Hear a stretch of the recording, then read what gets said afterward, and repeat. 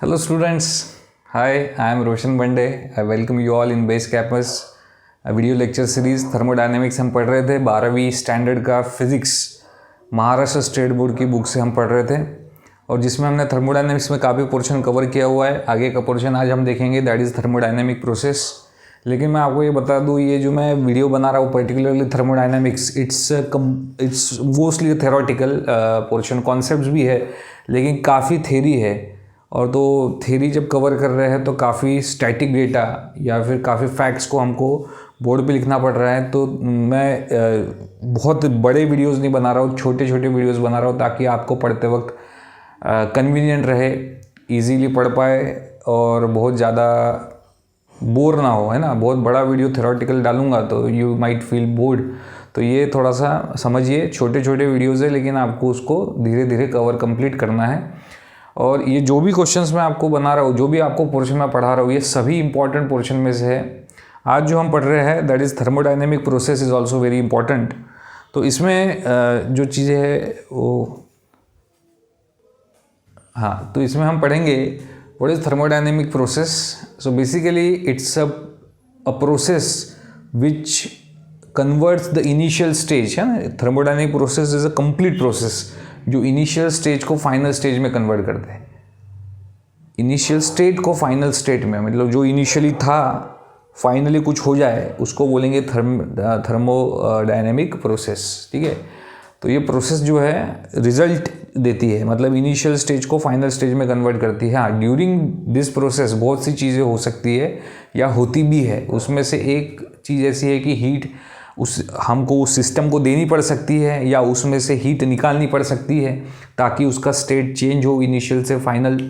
Initially हो सकता है कुछ और स्टेट में रहे, थर्मोडायनेमिक स्टेट में, उसको हीट देने के बाद उसमें कोई और स्टेट चेंज हो जाए, या उसके अंदर से हीट निकालने पर इनिशियल स्टेज फाइनल स्टेट में कन्वर्ट हो जाए। तो हीट के चेंज से भी हो सकता है या वर्क भी किया जा सकता है। अब वर्क कैसे होगा, जैसे पिस्टन है, हीट दिए बिना भी पिस्टन को पुश करने पर भी उसकी इंटरनल एनर्जी में चेंज होके कुछ और भी चेंजेस हमको आउटपुट में दिखाई पड़ सकते हैं। तो वर्क डन करने पर भी इनिशियल स्टेज को फाइनल स्टेज में या इनिशियल स्टेट को फाइनल स्टेट में कन्वर्ट किया जा सकता है ना, ऐसा होता है। तो work can be done by the system, system भी अपना वर्क कर सकती है ना, या सिस्टम पे भी, मतलब work can be done on the system. दोनों चीज़ें पॉसिबल है, सिस्टम पे भी काम किया जा सकता है या सिस्टम काम करे, ये दोनों चीज़ें इस केस में पॉसिबल है। तो यहाँ पे जब अपन देख रहे हैं कि वर्क डन की बात चल रही है तो पिस्टन का रोल आ जाता है। पिस्टन क्यों होता है, वो फ्रिक्शनलेस होता है, मासलेस होता है ना, उससे वर्क डन होता है, हमने पढ़ा है इसके पहले भी। तो यहाँ पे हमने यहाँ पिस्टन को यूज़ किया है। अब हमको पता है कि पिस्टन को यूज़ करते वक्त कैसे यूज़ करेंगे। जब हम बोल रहे हैं थर्मोडायनेमिक प्रोसेस है तो ये थर्मल इक्विलिब्रियम को कंसीडर करते हुए, थर्मल इक्विलिब्रियम की कंडीशंस को कंसीडर करते हुए हमको करना है। मतलब कोई भी अनबैलेंस फोर्स नहीं होना चाहिए, केमिकल रिएक्शन नहीं होनी चाहिए, थर्मल इक्विलिब्रियम होना चाहिए, है ना, ये पढ़ा है हमने। तो उस केस में ये जो हम काम करेंगे ये हम क्वाजी स्टैटिक वे में करेंगे। क्वाजी स्टैटिक मतलब हम अगर पिस्टन को पुश भी कर रहे हैं तो हम इतना स्लोली पुश करेंगे कि बहुत माइन्यूट चेंजेस हो जो कि थर्मोडायनेमिक इक्विलिब्रियम को डिस्टर्ब ना करे। तो ये बहुत इंपॉर्टेंट चीज़ है, थर्मोडायनेमिक इक्विलिब्रियम रहेगा तो ही ये पूरा चैप्टर का कुछ महत्व बनता है। तो थर्मोडायनेमिक इक्विलिब्रियम को मेंटेन करते हुए जब हम पिस्टन को पुश कर रहे हैं तब धीरे धीरे धीरे जो भी पुश करना है हमें वो धीरे धीरे करना है। और जब ऐसा करेंगे तो धीरे धीरे चेंजेस पता चलेंगे और धीरे धीरे हम इनिशियल स्टेज से फाइनल स्टेज की तरफ या इनिशियल स्टेट से फाइनल स्टेट की तरफ जब जाएंगे तो जो चेंजेस मिलेंगे अगर हम उनको पीवी ग्राफ पे प्लॉट करेंगे तो कुछ इस प्रकार का ग्राफ बनेगा, ठीक है। चेंजेस कैसे करने हैं, बहुत ही धीरे, स्लोली। और इस केस में वर्क डन वाले चेंजेस, मतलब पिस्टन को पुश करने वाले चेंजेस, पिस्टन को पुल भी किया जा सकता है लेकिन इस वक्त हम क्या कर रहे हैं, इसको धीरे धीरे पुश कर रहे हैं। सो ये है, so when piston pushed work done on the system, ठीक है, क्वाजी स्टैटिक है। Series of intermediate state plotted on the PV graph called path. तो ये जो मैंने बताया जैसे कि धीरे धीरे हम पुश करेंगे तो उसके जो अंदर चेंजेस होते जा रहे हैं उनको हम धीरे धीरे प्लॉटिंग करेंगे और जैसे जैसे हम प्लॉट करेंगे हमको एक पाथ मिलेगा। किस चीज़ का पाथ है वो, इनिशियल स्टेज से फाइनल स्टेज में जाने का। इस केस में A is the initial stage. आप ग्राफ देखिए, पहले ग्राफ को पूरा ही समझेंगे, पहले ये समझ लीजिए कि ए इनिशियल स्टेज है, बी फाइनल स्टेज है। और यहाँ ए से लेके बी तक जाने के लिए हमने अलग अलग प्रोसेस का यूज़ किया है। और इसमें से ए से लेके बी तक जाते वक्त कभी ए प्रोसेस से फर्स्ट पाथ से गए तो ये फर्स्ट पाथ हो गया, कभी सेकंड पाथ से गए, कभी थर्ड पाथ से गए। क्या ये तीन ही पाथ पॉसिबल है? नहीं, देयर आर इनफाइनाइट पाथ्स। हमने ये तीन पाथ को कंसिडर किया just for the purpose of understanding it, है ना, इसको जल्दी समझने के लिए तीन ही, बाकी otherwise infinite number of stages paths are possible. ठीक है, सो यहाँ पे ये तीन कंसिडर किए हैं, तो it can be any path. ठीक है, अब इसको सोचते हुए हमें कुछ और भी चीज़ें जज करनी है। तो पहले तो इसको ग्राफ को अच्छे से समझ लेंगे और इसके बेसिस पे क्या जजमेंट हम ले सकते हैं वो जजमेंट को भी हम समझने की कोशिश करेंगे। तो इस ग्राफ को समझते हैं। सबसे पहले फर्स्ट पाथ को कंसीडर करेंगे। तो यहाँ पे आप देखेंगे फर्स्ट पाथ को मैंने ड्रॉ किया हुआ है। अब ये भी हमको याद रहना चाहिए कि जो फॉर्मूला था वर्क डन का दैट वाज PdV, है ना। तो वॉल्यूम में चेंजेस हो रहे थे इंटीग्रेट करने के बाद। तो हमको पता है कि इंटीग्रेशन जब भी होता है तब उसके अंदर जो पाथ होता है उसके अंदर का जो एरिया होता है वो रिजल्ट देता है। मतलब ये जो शेडेड पोर्शन है ये बेसिकली हमें वर्क डन देने वाला। तो यहाँ पे जो फर्स्ट पाथ है इसको आप कंसिडर करिए। ए से लेके बी तक जा रहे हैं, प्रेशर में चेंज हो रहा है। कैन यू सी, यहाँ से ए से लेके बी तक, मतलब ए इनिशियल स्टेट है, बी फाइनल स्टेट है। PI that is initial pressure और ये फाइनल प्रेशर है। मतलब प्रेशर क्या हुआ है? कम हुआ है, प्रेशर रिड्यूस हुआ है। और वही आप देखेंगे तो वॉल्यूम जो है वो इंक्रीज हुआ है, वॉल्यूम इंक्रीज हुआ है। मतलब क्या हुआ है यहाँ पे? वर्क डन हुआ है, पॉजिटिव वर्क डन हुआ है क्योंकि वॉल्यूम बड़ा है। So it is positive work done. Work done कैसा है? पॉजिटिव है। वर्क डन कैसा है? पॉजिटिव है। ओके, ये बात हो गई। इसके बाद आप देखेंगे तो यहाँ पे भी वॉल्यूम बढ़ा है, इनिशियल वॉल्यूम से फाइनल वॉल्यूम। यहाँ पे भी, इसमें भी प्रेशर कम हुआ है, लेकिन यहाँ पे भी वर्क डन कैसा है? पॉजिटिव है क्योंकि वॉल्यूम बड़ा है। इस केस में भी वॉल्यूम बड़ा है, आप देखिए। जबकि प्रेशर इनिशियल स्टेज से प्रेशर इमीडिएटली कम हुआ है, लेकिन यहाँ पे भी वॉल्यूम बड़ा है। मतलब यहाँ पे वर्क डन पॉजिटिव है। तीनों केस में वर्क डन पॉजिटिव है। बट यहाँ पे तीनों केस को कंसिडर करते हुए एक चीज़ हमें ध्यान देनी है कि तीनों केस में वर्क डन डिफरेंट है। क्यों डिफरेंट है? क्योंकि वर्क डन एरिया से पता चलता है। तो आप क्लियरली देख पा रहे हैं कि तीनों केस में एरिया जो है वो कंप्लीटली अलग है। पहले केस में एरिया अलग है, दूसरे केस में सबसे ज़्यादा है, तीसरे केस में सबसे कम है।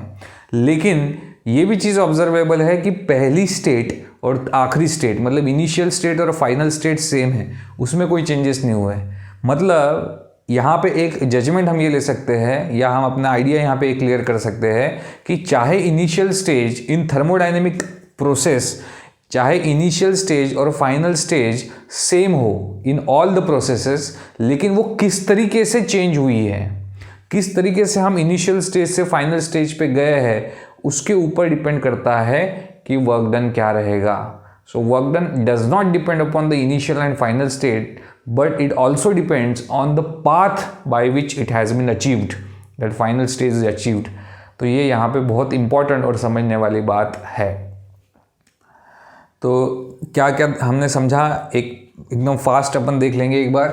तो थर्मोडायनेमिक प्रोसेस है। प्रोसेस, कोई भी चीज़ की प्रोसेस मतलब वो चीज़ होती है जो इनिशियल चीज़ को फाइनल चीज़ में कन्वर्ट करेंगी, इनिशियल स्टेट को फाइनल स्टेट में कन्वर्ट करेंगी। थर्मोडायनेमिक स्टेट की बात चल रही है।